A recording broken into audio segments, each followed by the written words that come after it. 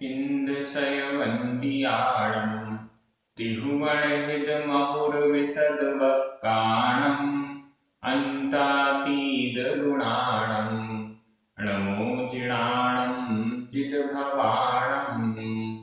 बोलिए श्री हजरत शांतिनाथ भगवान की जय। आचार्य श्री कुंद कुंद स्वामी की जय। हम सभी का यह परम सौभाग्य है कि हमें आचार्य कुंद कुंद स्वामी का ग्रंथ पंचास्तिकाय पढ़ने का सौभाग्य मिल रहा है। इस ग्रंथ में दर्शन शास्त्र से लेकर जैन सिद्धांत के अनेक प्रकरण, मूलभूत प्रकरण भरे हुए हैं। हम सभी प्रयास कर रहे हैं कि जितनी हमारी बुद्धि है, जितनी हमारी क्षमता है, उसके अनुसार हम उन्हें समझ पाएं। आज हम दो गाथाओं का अध्ययन करेंगे, क्रमशः गाथा क्रमांक 37 और 38, 37 और 38 नंबर की ये दो गाथाएं थोड़ी सी कठिन हैं। अभी आप लोग सभी कह रहे हैं कि पंचास्तिकाय ग्रंथ तो बड़ा कठिन है। देखिए, ग्रंथ कठिन है ऐसा नहीं कहा जा सकता। ग्रंथ तो ये मानकर चलिए कि आचार्य कुंद कुंद स्वामी ने हमारे लिए ही लिखा है। ये मत मानिएगा कि किसी और के लिए लिखा है। ये मानकर चलिए कि जो ग्रंथ हम पढ़ रहे हैं वह ग्रंथ आचार्य कुंद कुंद स्वामी ने स्पेशली हमारे लिए लिखा हुआ है। अब हम इस ग्रंथ को कितना समय दे सकते हैं, कितनी बुद्धि दे सकते हैं जिससे ये हमें समझ में आए, ये पुरुषार्थ अब हमें करना है। आज पूज्य मुनि पुंगव सुधा सागर महाराज जी कहते हैं कि जितने भी ग्रंथ वर्तमान में उपलब्ध हैं जो कि हमारे जैन आचार्यों ने लिखे हैं, उन सब को अपना कोर्स मानिए। ये मेरा कोर्स है और पूरे जीवन काल में मैं इन ग्रंथों को पढ़ने का प्रयास करूंगा, कंप्लीट करने का प्रयास करूंगा, इस कोर्स को पूरा कंप्लीट करूंगा, ऐसा पूज्य सुधा सागर महाराज जी कहते हैं। तो इस दृष्टि से पंचास्तिकाय ग्रंथ भी हमारा कोर्स है और इसको हमें कंप्लीट करना है, एक एक गाथा को समझने का प्रयास करना है। हम प्रयास करेंगे तो निश्चित रूप से हमें सफलता मिलेगी। आज की ये दोनों गाथाएं अच्छी हैं, थोड़ी सी कठिन है, थोड़ी सी बुद्धि लगाएंगे और हमें समझ में आ जाएगी। चलिए प्रारंभ करते हैं। गाथा नंबर 37, उच्चारण। सस्सद सस्सद मध मुच्छेदम, ये पूरा एक शब्द है। सस्सद मध मुच्छेदम, आधा चा छा एक ही मात्रा। सस्सद मध मुच्छेदम भव्वमभव्वम भव्वमभव्वम च सुन्नमिदरम सुन्नमिदरम च सुन्नमिदरम च विन्नाणमविन्नाणम, आषाढ़ा पुराणा, कठिन हो जाता है कई बार। विन्नाण मविन्नाणम, न बी जुज्जति जुज्जति, आधा ज पूरा ज, जुज्जति असदि, द में छोटी की मात्रा है, असदि सद्भावे सद्भावे, आधा ब भा में आती मात्रा, बड़ी आती मात्रा, सद्भावे। सस्सद मधुमुच्छेदम सस्सद मधुमुच्छेदम भव्वमभव्वं च सुन्नमिदरं च भव्वमभव्वं च सुन्नमिदरं च विन्नाणमविन्नाणं विन्नाणमविन्नाणं न विजुज्जति असदि सद्भावे न विजुज्जति असदि सद्भावे। उच्चारण सरल है। सद्भावे असदि, सद्भाव के असति नहीं होने पर, सती होने पर, असति नहीं होने पर।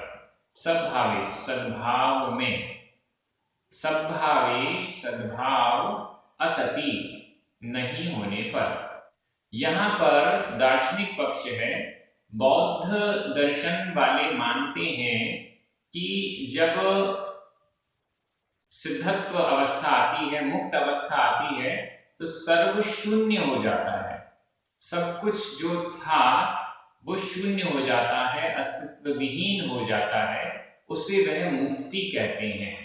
तो यहाँ पर ये बताया जा रहा है कि अगर आप उसको मुक्ति मानोगे, सत्ता से रहित हो जाने को, अस्तित्व से रहित हो जाने को आप यदि मुक्ति मानोगे, तो कौन कौन सी समस्याएं आएंगी, ये यहाँ पर इस गाथा में बता रहे हैं। थोड़ा सा समझने का प्रयास करेंगे और आपको पूरी गाथा समझ में आ जाएगी।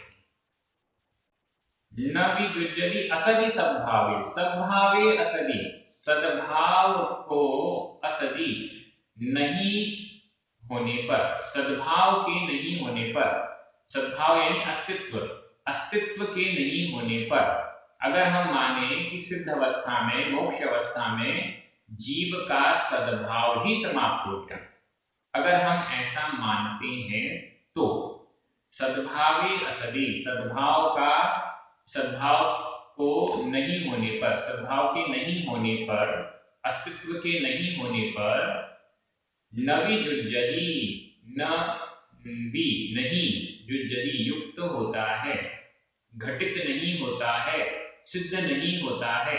क्या क्या चीजें सिद्ध नहीं होती हैं? ऊपर जो बताए गए हैं वो सब सिद्ध नहीं होते। अगर हम सद्भाव को स्वीकार न करें तो ये सब चीजें न विजुज्जति, युक्त नहीं होती हैं, घटित नहीं होती हैं, घटित नहीं होती है। क्या चीज घटित नहीं होती है? अब ऊपर वाली लाइन पर चलिए, मतलब नीचे आपको ये प्रकरण समझ में आ गया कि हम अगर सिद्ध भगवानों को अस्तित्व विहीन बोल देते हैं कि उनकी तो अस्तित्व ही समाप्त हो गया, ऐसा यदि हम बोल देते हैं तो ये सब चीजें घटित नहीं होंगी, ये सब चीजें जो उनमें हैं वो सिद्ध नहीं हो पाएगी, ऐसा कहा जा रहा है। कौन कौन सी चीजें हैं वो? सबसे पहला संधि विच्छेद भी देखते जाइएगा, सत्सदम, सत्सदम आधा मा, अध, सत्सदम अध, आधा मा और आ मिलकर मा में आखिरी मात्रा होगी। सत्सदम शाश्वत, सत्सदम का अर्थ है शाश्वत। इसके बाद अध मुच्छेदम, अधम उच्छेदम, उच्छेदम उ अधम का अधम, अधम उच्छेदम। यहाँ पर समास हुआ है, इस कारण से आधे म का आगम हो गया है, तो अध का अधम ऐसा हो गया है। अध का मतलब अथ, अथ यानी अब और आगे, इस प्रकरण में उसका अर्थ होता है अध या अथ। उच्छेदम उच्छेद, सत्सदम शाश्वत, उच्छेदम यानी उच्छेद।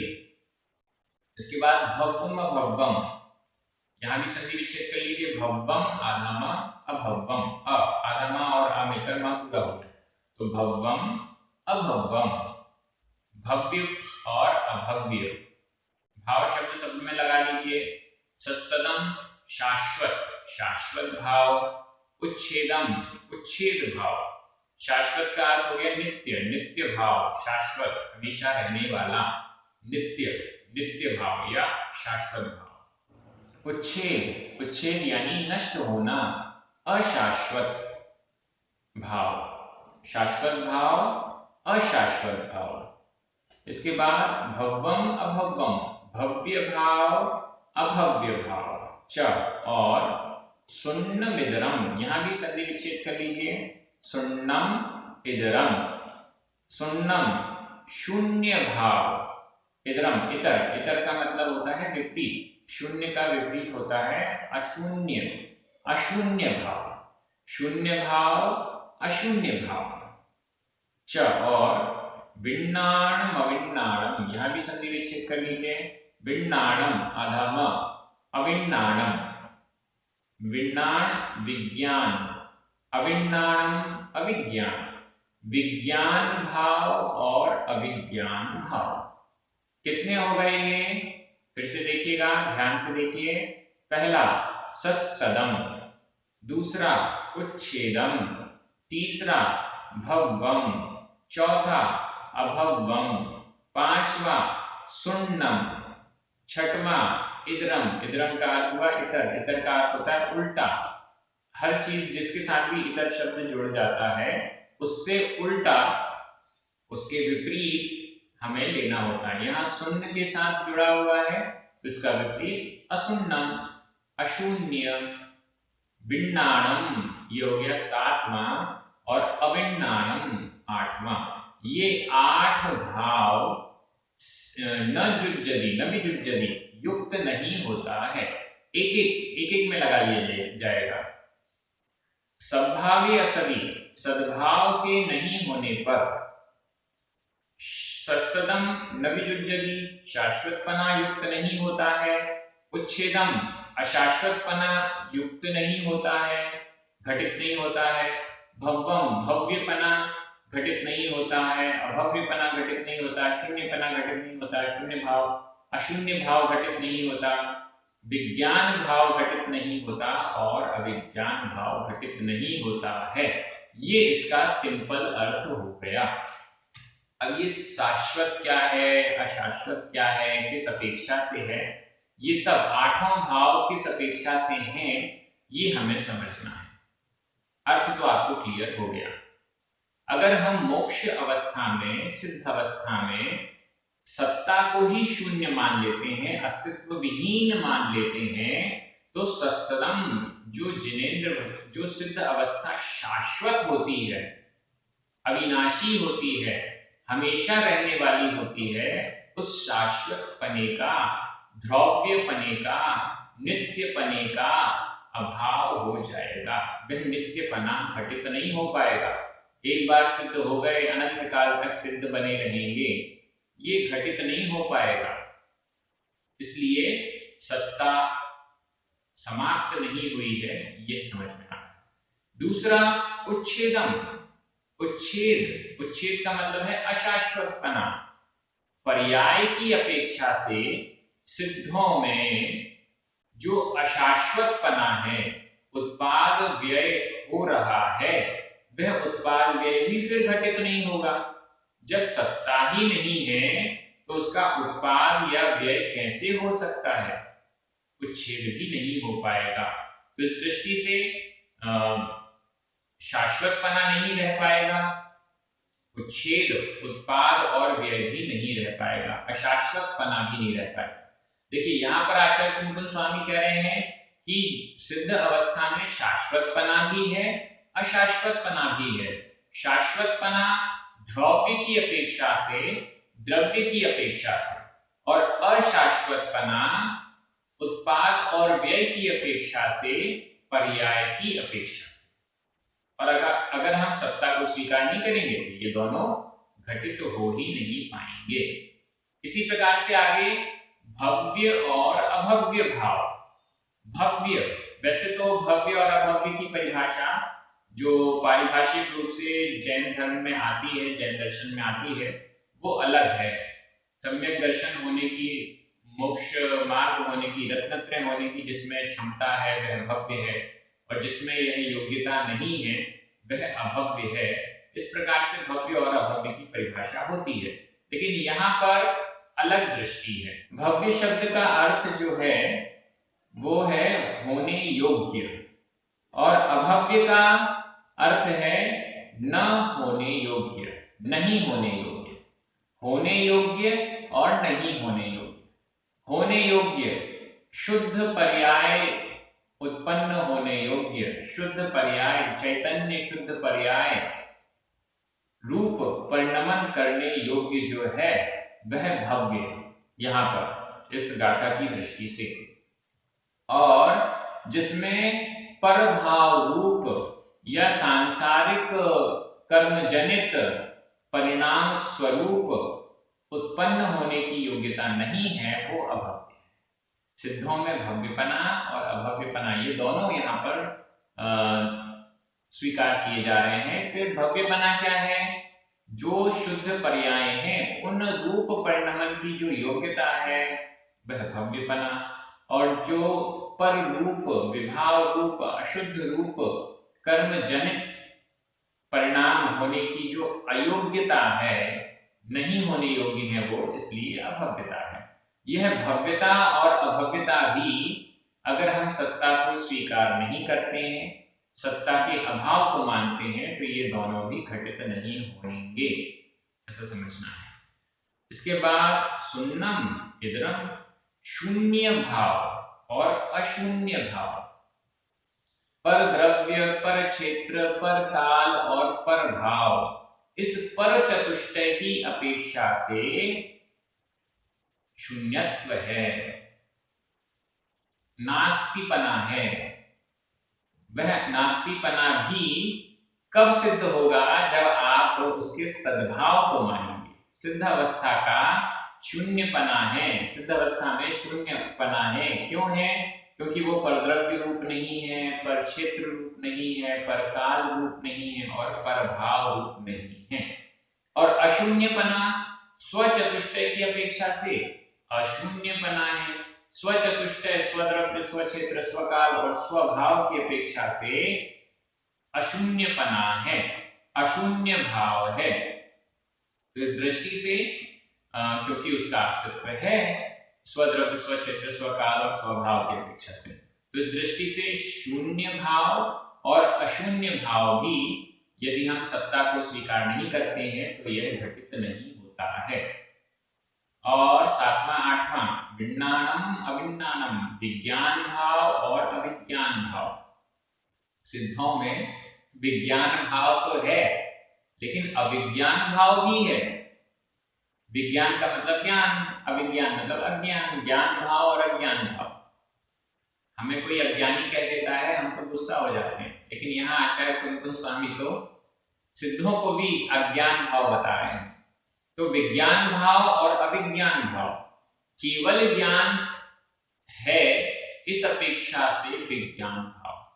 सिद्ध भगवान तीनों लोकों की, तीनों कालों की, समस्त द्रव्य और पर्यायों को विषय करते हैं, जानते हैं अपने ज्ञान के द्वारा, इसलिए उनमें, केवल ज्ञान के द्वारा, इसलिए उनमें विज्ञान भाव है।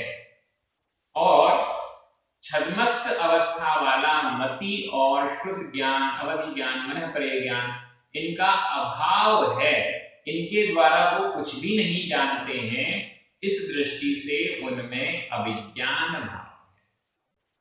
केवल ज्ञान है, केवल ज्ञान के द्वारा जानते हैं, इसलिए विज्ञान भाव, ज्ञान भाव है।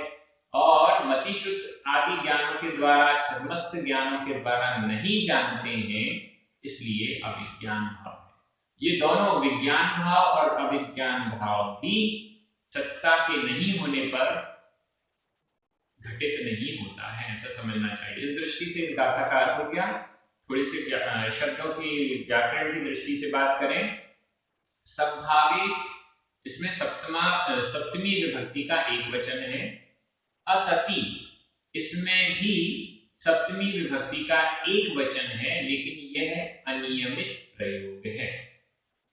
जुज्जति, यह है वर्तमान काल अन्य पुरुष एक वचन का क्रिया रूप है। वर्तमान काल अन्य पुरुष एक वचन है। एक बार इस गाथा का हिंदी अर्थ कर रहा हूं, आपकी नजर तुरंत प्राकृत शब्दों पर जाएगी। मुक्त अवस्था में सद्भाव के नहीं होने पर, सद्भाव के नहीं होने पर शाश्वतपना, शाश्वत भाव, उच्छेद भाव, अशाश्वत भाव, भव्य भाव, अभव्य भाव, शून्य भाव, इतर अर्थात अशून्य भाव, विज्ञान भाव और अविज्ञान भाव नहीं घटित होता है। नहीं घटित होता है, ये एक एक शब्द के साथ लगा देंगे। शाश्वत भाव घटित नहीं होता है, उच्छेद भाव घटित नहीं होता है, इस प्रकार से। तो इस गाथा का अर्थ हो गया। अगली गाथा में चलते हैं, गाथा नंबर 38। इस गाथा में जीव में जो 3 प्रकार की चेतना है उसका वर्णन है। बहुत अच्छा, इंपॉर्टेंट है। ये वाली गाथा और इसके आगे जो गाथा आएगी बहुत इंपॉर्टेंट है चेतना की दृष्टि से। चेतना के तीन तीन प्रकार की चेतना की दृष्टि से। चलिए उच्चारण देखते हैं।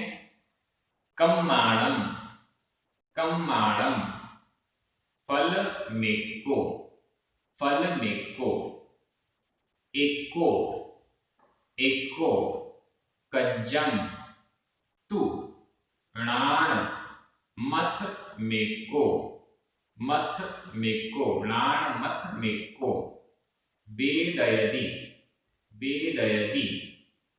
आचार्य रामचंद्र स्वामी की टीका में चेदयदि ऐसा शब्द है। वेदयदि, जीव राशि, जीव राशि, चेदग भावेन, चेदग भावेन, तिविहेन, तिविहेन, कम्माणम फलमेक्को, कम्माणम फलमेक्को, एक्को कज्जम तृणाणमथ मेक्को, एक्को कज्जम तृणाणमथ मेक्को, वेदयदि जीव राशि, वेदयदि जीव राशि, चेदग भावेण तिविहेण, चेदग भावेण तिविहेण। गाथा बहुत सरल है, अर्थ भी सरल है। कम्माणम फलमेक्को, वेदयदि, नीचे लिखा हुआ है वेदयदि, वेदन करता है, वेदन करता है, अनुभव करता है, समझता है, जानता है। वेदन करता है मतलब जानता है।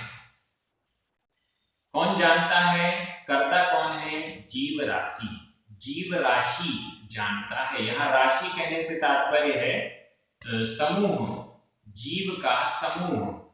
जीव का समूह कहने से तात्पर्य जितने भी संसारी या मुक्त जीव हैं, ये पूरा जीव समूह वेदयदि, वेदन करता है, जानता है, अनुभव करता है। कैसे, चेदक भावेन तिविहेण, तिविहेण चेदक भावेन, तिविहेण तीन प्रकार के, विह यानी प्रकार, तीन प्रकार के चेदक भावेन, चेतक भावों के द्वारा, भाव के द्वारा, तीन प्रकार के चेतक भाव के द्वारा वेदयदि, वेदन करता है, अनुभव करता है, जानता है जीव राशि, जीव का समूह, जीवों का समूह ऐसा वेदन करता है, ऐसा अनुभव करता है। कैसे कैसे करता है, तीन प्रकार कैसे हैं। कम्माणम फल में, एक को यानी एक, एक जीव तो, एक को, एक जीव तो कम्माणम फलम वेदयदि, कम्माणम कर्मों के, फलम फल को, वेदयदि वेदन करता है, अनुभव करता है। यहाँ संधि विच्छेद देख लीजिए। फल मेक्को, फलम आधा म, एक्को ए, तो माँ और आधा माँ और ए मिलकर माँ में एक ही मात्रा हो गई। फलम एक्को, कम्माणम फलम एक्को, एक्को एक जीव राशि, नीचे से ले लीजिए, एक जीव, एक जीव राशि, जीवों का एक समूह या एक जीव, कोई एक, ऐसा मान लीजिए। अपन बोलते हैं ना, एक तो ऐसा करता है, एक ऐसा करता है, एक ऐसा करता है। तो एक तो कम्माणम फलम वेदयदि, एक तो कर्मों के फल का वेदन करता है। एक जीव है, पहला जीव है, वह तो कर्मों के फल का वेदन करता है, कर्मों के फल का अनुभवन करता है, कर्मों के फल को अनुभूत करता है, अनुभव करता है। वेदयदि यानी वेदन करता है, अनुभवन करता है। इसके बाद एक को कज्जम तु, तु यानी और, यहाँ पर तु का अर्थ और हो जाएगा या परंतु भी हो सकता है। परंतु एक कज्जम कार्य का वेदन करता है।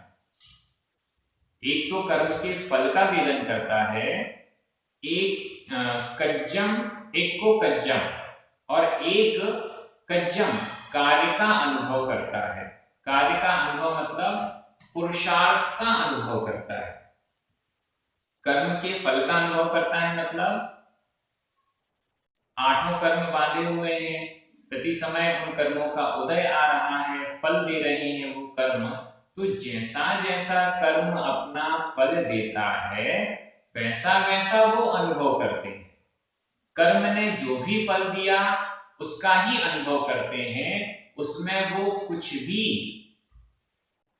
इफ एंड बट नहीं कर पाते हैं, उसमें वो कुछ भी पुरुषार्थ नहीं कर पाते हैं, उसमें वो कुछ भी चेंजेस नहीं कर पाते। ध्यान से समझिएगा, एक जीव तो वो है जो कर्म का फल जैसा आया वैसा भोगता है, उसमें वो कुछ भी छेड़खानी नहीं कर पाता है, कुछ भी बदलाव पुरुषार्थ नहीं कर पाता है। ऐसे जीव कौन से हैं वो अगली गाथा में आएगा, कल के स्वाध्याय में। दूसरा कौन है, एको कज्जम तू, एक ऐसा जीव है जो कज्जम कार्य करता है, कर्म का फल आया लेकिन वो पुरुषार्थ कर सकता है, वो उस कर्म के फल में हलन चलन कर सकता है, वो उस कर्म के फल को ऊपर नीचे कर सकता है, वो उस कर्म के फल में उदीर्णा कर सकता है, अपकर्षण कर सकता है, वो उस कर्म के फल को एडजस्ट कर सकता है, कम ज्यादा कर सकता है, पुरुषार्थ कर सकता है। हम तपस्या करते हैं तो जो कर्मों का फल नॉर्मल आना होता है, हैवी आना होता है, वो कम हो जाता है। हम अच्छे अच्छे कार्य करते हैं, शुभ कार्य करते हैं, धर्म ध्यान करते हैं, तो पाप कर्म के फल कम हो जाते हैं, उनका स्थिति और अनुभाग घट जाता है। ये सब हम कर सकते हैं, इसको कहते हैं कार्य। यह है कार्य चेतना। सबसे पहली कर्म फल चेतना, दूसरी है कज्जर कार्य चेतना, और तीसरी है णाण मथ में को, णाणम अथम एक्को, संधि विच्छेद देख लीजिए, णाणम आधा म, अथम आधा म और एक्को का एक, णाणम आधा म अथ का अ मिलकर मा पूरा हो गया, अथम आधा म एक्को का एक मिलकर म में एक ही मात्रा हो गई। यहाँ अथम में जो बिंदी आई है उसका आगम हुआ है समास की दृष्टि से। तो णाणम यानी ज्ञान, अथ यानी और, इसके बाद एक्को एक जीव ऐसा है जो णाणम ज्ञान का अनुभव करता है, जिसमें ज्ञान चेतना पाई जाती है। ये तीन प्रकार की चेतना है, ये तीन प्रकार की चेतना है। पहली है कर्म फल चेतना, दूसरी है कर्म चेतना और तीसरी है ज्ञान चेतना। ये तीन प्रकार की चेतना से जीव राशि, जीवों का समूह वेदयदि वेदन करता है, अनुभव करता है। त्रिविहेण चेतक भाव, तीन प्रकार की चेतक भाव से। मेरे ख्याल से गाथा सरल है, इसकी और व्याख्या हम आगे की गाथा के साथ करेंगे। आज इतना ही लेंगे। व्याकरण की दृष्टि से यहाँ पर कम्माणम षष्ठी विभक्ति का बहुवचन है। एको, तीन बार एको शब्द आया है, प्रथमा विभक्ति का एक वचन। जीव राशि प्रथमा विभक्ति का एक वचन। चेदक भावेण और तिविहेण इन दोनों में ही तृतीय विभक्ति का एक वचन है। फलम कज्जम णाणम इन तीनों में द्वितीय विभक्ति का एक वचन है। और वेद यदि यह वर्तमान काल अन्य पुरुष एक वचन का क्रिया रूप है, ऐसा हमें समझना चाहिए। और इस दृष्टि से ये गाथा सरल है। मैं एक बार हिंदी अर्थ कर देता हूं, आपकी नजर तुरंत प्राकृत शब्दों पर जाएगी। एक जीव कर्मों के फल को वेदन करता है, एक जीव कार्य का वेदन करता है और एक जीव ज्ञान का वेदन करता है। ऐसे तीन प्रकार के चेतक भावों के कारण जीव राशि, जीवों का समूह वेदन करता है, अनुभव करता है। इस दृष्टि से ये गाथा बहुत सरल थी। आप सभी बहुत अच्छे विनय भाव से, भक्ति भाव से, बहुमान पूर्वक पंचास्तिकाय ग्रंथ का स्वाध्याय कर रहे हैं। सभी को बहुत बहुत बधाई, सभी को जय स्नेह। जिनवाणी माता की जय।